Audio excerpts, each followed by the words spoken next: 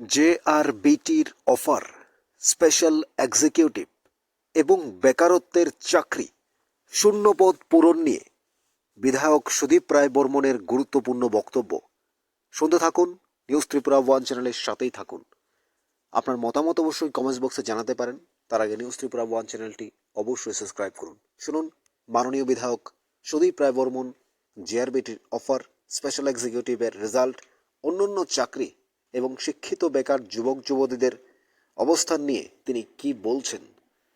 সরকারি তথ্য যেটা বিধানসভা দিয়েছে, আনুমানিক 13,000 চাকরি ওনারা গত ধরুন 6.5-7 বছর ধরে দিয়েছেন। এই 7 বছরে প্রায় 25,000 লোক রিটায়ারমেন্টে গেছেন। এছাড়া প্রায় 1,500-2,000 লোক ভলেন্টারি রিটায়ারমেন্ট চলে গেছে। তাদের ফিগার থেকে যারা রিটায়ারমেন্টে গেছেন কিংবা ভিআরএস নিয়েছেন, প্রায় সবটা মিলে 26,500 লোক এই গত তাদের টেনিওরে। তো অর্ধেক লোক তো নিয়োগ হয়নি তাদের কথা অনুসারে, এবং যার প্রেক্ষিতে আপনি এই যে থেকে খবরটা নিন, কর্মচারীর সংখ্যাটা এখন কমে গেছে, যা ছিল তার থেকে কমে গেছে। এবং যেগুলো নিয়োগ হয়েছে তারা যে দাবি করছে, এদের একটা বিরাট অংশ আউটসোর্সিং, মানে ঠিকাদারের আন্ডারে, আজ আছে তো কাল নেই। এবং এই যে আউটসোর্সিং প্রথাটা, এরা আমরা যে বলি তারা এসসি এসটি বিরোধী মানসিকতা, ওবিসি মানসিকতা। কারণ এর মধ্যে দেখুন, আউটসোর্সিং এর মধ্যে এই যে রোস্টার মেনটেন হয় না। এটা আমি কন্ট্রাক্টর, আমি ঠিকাদার, আমাকে ম্যান পাওয়ার সাপ্লাই দিতে বলেছে, আমি কেন রোস্টার মেনটেন করবো? আমি যাকে খুশি তাকে দিচ্ছি। কাজে এই যে পোস্ট, এই পোস্ট গুলোর এগেনস্টেই তো আউটসোর্সিং।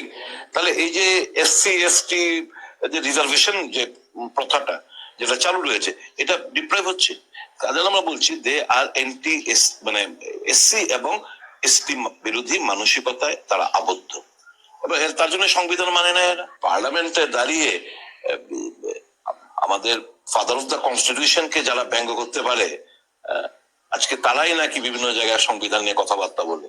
যারা এসটি দের প্রস্তাব করতে পারে, যারা এসটিদের রাস্তায় চলতে দেয় না, মন্দিরে প্রবেশ করতে দেয় না, যাতে চিন্তা ভাবনা এই মনোবাদী চিন্তা ভাবনা, তারা মনুস্মৃতিতে বিশ্বাস করে, এদের সম্পর্কে আমরা কি বলবো বলুন না। কাজে বেকাররা এই রাজ্যে ঠকেছেন। বছরের পর বছর জিআরবিটি গ্রুপ ডি এখনো পোস্টিং পায় না। রেজাল্ট আউট হয়েছে কবে? 21 মানে কবে থেকে? পুলিশ স্পেশাল এক্সিকিউটিভ কোনো খোঁজ খবর নেই। শূন্যপদ রয়েছে স্বাস্থ্যে, শূন্যপদ রয়েছে পিডব্লিউডি তে, শূন্যপদ রয়েছে এডুকেশনে, প্রত্যেকটি ডিপার্টমেন্টে শূন্যপদ পূরণ হয় না। কলকারখানা নেই, তারাই নাকি বিভিন্ন জায়গায় সংবিধান নিয়ে কথাবার্তা বলে। যারা এসটি দের প্রস্তাব করতে পারে, যারা এসটি দের রাস্তায় চলতে দেয় না, মন্দিরে প্রবেশ করতে দেয় না, যাতে চিন্তা ভাবনা এই মনোবাদী চিন্তা ভাবনা, তারা মনুস্মৃতিতে বিশ্বাস করে, এদের সম্পর্কে আমরা কি বলবো বলুন না। কাজে বেকাররা এই রাজ্যে ঠকেছেন। বছরের পর বছর জিআরবিটি গ্রুপ ডি এখনো পোস্টিং পায় না। রেজাল্ট আউট হয়েছে কবে? 21 মানে কবে থেকে? পুলিশ স্পেশাল এক্সিকিউটিভ কোনো খোঁজ খবর নেই। শূন্যপদ রয়েছে স্বাস্থ্যে, শূন্যপদ রয়েছে পিডব্লিউডি তে, শূন্যপদ রয়েছে এডুকেশনে, প্রত্যেকটি ডিপার্টমেন্টে শূন্যপদ পূরণ হয় না। কলকারখানা নেই, কোনো জোর দেওয়া হয় না। আইটি সেক্টর, ইনফরমেশন টেকনোলজি, শিক্ষিত বেকারদের একটা বিশাল বড় হাত তৈরি করতে পারে, কোনো ভাবনা চিন্তা নেই। এরা লুটপাট, কমিশন বাণিজ্যের মধ্যে মানে এরা আবদ্ধ। যে মানুষের চিন্তা ভাবনা করবে মানে সময় কোথায় এদের? কম্পিটিশন লাগে, সকাল প্রভাত হলেই কম্পিটিশন লাগে, আজকে কাজ জমি কেড়ে নেবে, কিভাবে অন্যায়ভাবে কমিশন খাবে, থেকে কিভাবে টাকা রোজগার করবে, একটা কম্পিটিশন লেগে রয়েছে এদের মধ্যে, নেতৃত্বের মধ্যে।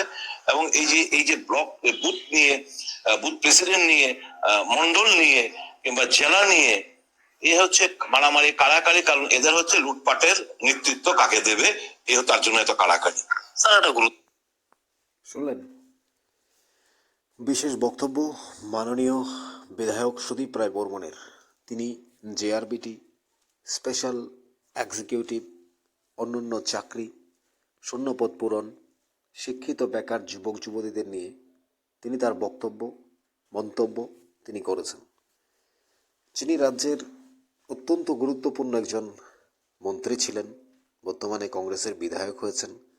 বর্তমানে যে বিজেপি সরকার ছিলেন, এই সরকার গড়ার পেছনে ওনারও ভূমিকা রয়েছে।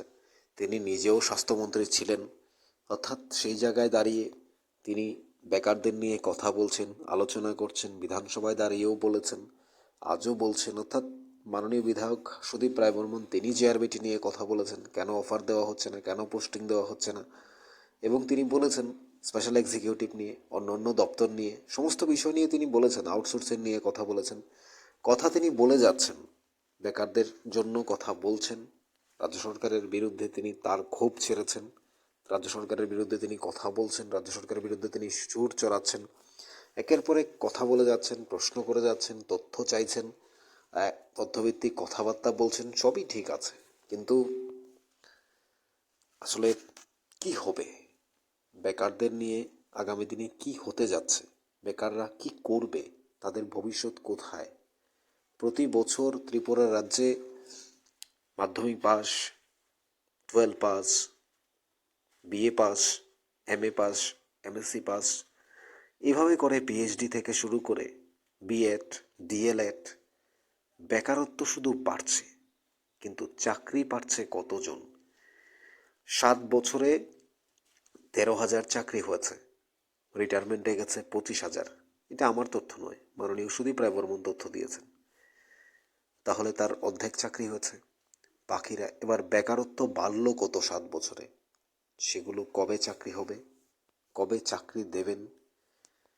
Special executive, JRBT, fireman, Tripura police, jail police থেকে শুরু করে টেট কোয়ালিফাইড অনেক চাকরি তো রয়েছে পেন্ডিং, টিভিএসসি, সেগুলো যদি দিয়ে দিলে প্রায় 9 থেকে 10,000 চাকরি হয়ে যাবে। 10,000 বেকার, তারা বেকারত্ব থেকে তাদের জীবনকে অব্যাহতি দিয়ে তারা কর্মচারী, সরকারি কর্মচারীর খাতায় নাম উঠবে, সেগুলো দিয়ে দেওয়া যায়। আবার যে নতুন করে 8,000 9,000 শূন্যপদ রয়েছে, সেগুলো নোটিফিকেশন দিয়ে সেগুলো পূরণ করা যায়। কেন হচ্ছে না, কি কারণে হচ্ছে না? মন্ত্রীরা বলছেন অতি শীঘ্রই, বিধায়করা বলছেন অতি শীঘ্রই। শীঘ্রইটা কবে আসবে? মাননীয় মুখ্যমন্ত্রী বলছেন কিছুদিনের মধ্যে। সেই দিনগুলো আসলে কবে হবে, কবে আসবে, সে অপেক্ষায়, সে চিন্তায় চিন্তায় বেকারত্ব ধীরে ধীরে ধীরে ধীরে তারা তাদের যে একেবারে তাদেরকে প্রতিনিয়ত করে করে খাচ্ছে। অর্থাৎ দিনের পর দিন, দিনের পর রাত, সময় শুধু বয়ে যাচ্ছে। কবে হবে রেজাল্ট, কবে হবে রেজাল্ট, কবে দেবে অফার, সেই পরীক্ষা নেবে কবে, নতুন করে নোটিফিকেশন নেবে কবে, কবে নোটিফিকেশন দেবে বেকারত্বের জন্য, চাকরি প্রার্থীরা অফার পাবে কবে, সমস্ত বিষয়গুলো ধীরে ধীরে বেকারদের মনে, চাকরি প্রার্থীদের মনে একেবারে হতাশা গ্রাস করেছে, চিন্তিত, চিন্তাগ্রস্ত। একেবারে সময় তো বয়ে যাচ্ছে, সবার জীবন থেকে এক একটি বছর, এক একটি সময়, এক একটি দিন পেরিয়ে যাচ্ছে। সে সময়টা কাজে লাগাবে কবে? বেকারদের সেই সুবর্ণ সুযোগ, সে স্বপ্নের দিন কবে আসবে, কবে অফার দেবে? মাননীয় মুখ্যমন্ত্রী বলছেন অতি শীঘ্রই, অন্যান্য মন্ত্রীরা বলছেন খুব দ্রুত, খুব শীঘ্রই, কিন্তু এভাবে করতে করতে মাস যাচ্ছে, দিন যাচ্ছে, সময় যাচ্ছে, সেকেন্ড বয়ে যাচ্ছে। এবার তীব্র ভৎসনা জানিয়েছেন মাননীয় বিধায়ক সুদীপ রায় বর্মন। তার বক্তব্য শোনার পর কি সরকার কোনো উত্তর দেবে কিনা বা উত্তর দেওয়া প্রয়োজন আছে কিনা সেটা তারা বুঝবেন।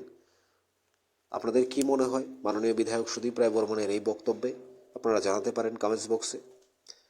আর আমি শুধু এইটুকু বলতে চাই, আপনারা আপনাদের যদি মনে হয় যে হ্যাঁ তথ্যটা আমার প্রয়োজন, আমার প্রয়োজনে লাগবে, তাহলে চ্যানেলটা সাবস্ক্রাইব করতে পারেন।